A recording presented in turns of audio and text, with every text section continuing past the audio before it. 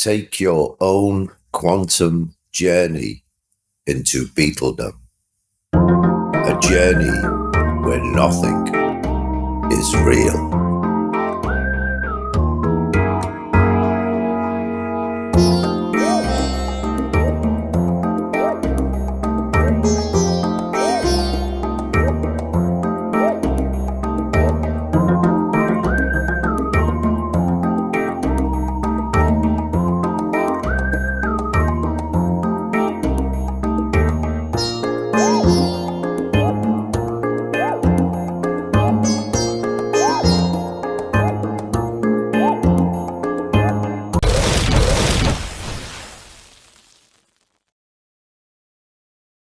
The title of Paul McCartney's Here, There, and Everywhere from the Beatles' album Revolver isn't just a love song. According to academics, it cogently describes the superposition of a quantum state. John Lennon's lyric, "Nothing is real" from the 1967 song Strawberry Fields Forever, is a paraphrase of quantum physicist Niels Bohr's description of how reality can be viewed through the lens of quantum science. And the song Maxwell's Silver Hammer from the album Abbey Road references two forerunners of quantum theory, James Clerk Maxwell and Thomas Edison. Here, we're diving into the hidden quantum meanings in various Beatles songs, as explored in the book The Beatles and Their Journey into Beatledom by Joe Robinson. This isn't just some wild fan theory. The book has been given 5 stars by Professor Ken Campbell, a renowned Beatles historian, described by him as unlike virtually any other book you will read on the Beatles.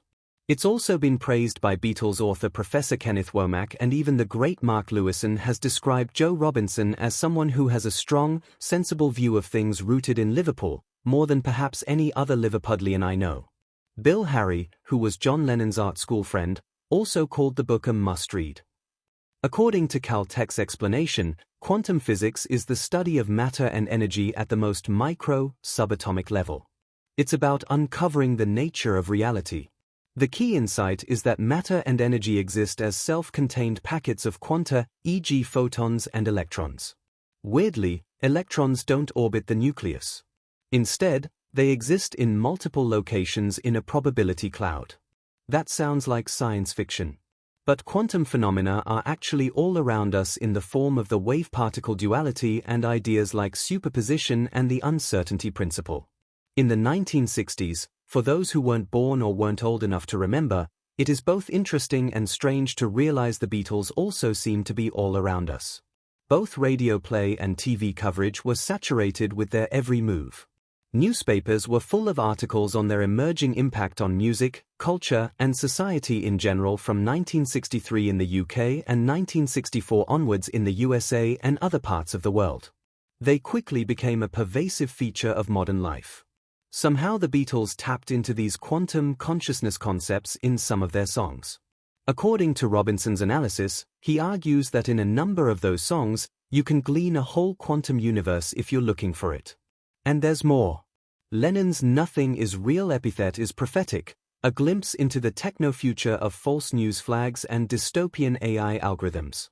Then you have songs like Tomorrow Never Knows, The Void, Within You Without You, There's a Place, Think for Yourself, Across the Universe, and Fool on the Hill, which cover similar futuristic themes, often underpinned by Vedic philosophy.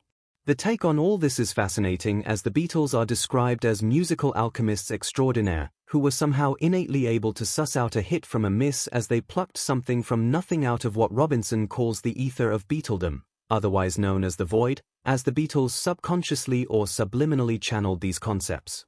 But there's also academic research suggesting the Beatles were even intentionally placing hidden, esoteric meanings in their songs, as Lennon definitely did with his 1967 classic, I Am the Walrus. Indeed, a University of North Texas study found that their lyrics became significantly more complex as the 1960s progressed by identifying and analyzing the poetic qualities of their lyrics from 1965 to 1970. These songs weren't just musical performances but philosophical art. However, Lennon had already written about the philosophical connections between mind, consciousness, and time itself on their very first album with the 1963 song There's a Place. John Lennon even sampled the Shakespeare play King Lear in Walrus, a very curious and innovative thing to do in a pop record of 1967. The study concluded the growing importance of the meaning of the written words and not just the sound of them, the latter which the Lennon-McCartney songwriting duo had often favored and even commented on with regard to some of their earlier songs.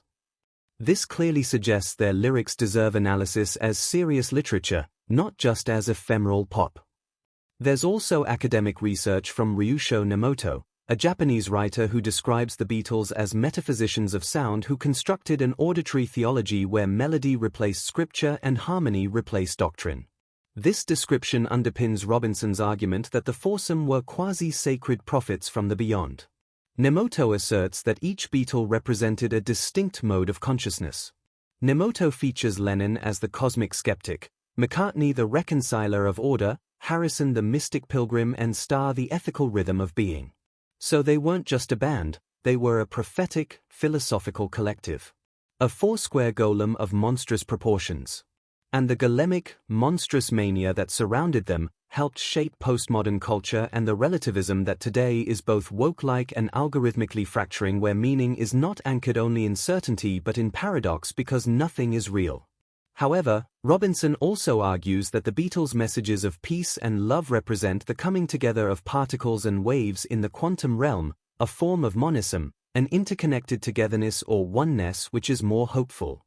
Yet, these contrasting in-out themes, as Lennon called them, and this interconnectedness, definitely resonates with the current wave of AI technologies which are now ready to envelop and radically change human culture.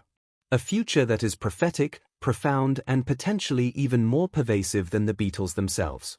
In fact, in the book, Joe Robinson calls the Beatles the internet of their day, as he also points out how the Beatles had this paradoxical ability to appear to be two opposite things at the same time, which is essentially wave-particle duality in human form, a compelling metaphor. Indeed, his description of the city of Liverpool as a quantum city is entirely apt, given that its gritty, working-class particulate nature contrasts with its wave-like, Anglo-Irish surrealism and absurdism. As he says, the Beatles' home city has a unique identity and character that sets it apart from many other cities in England, and the inhabitants' contrariness and solidarity gives it a kind of paradoxical duality which is really compelling.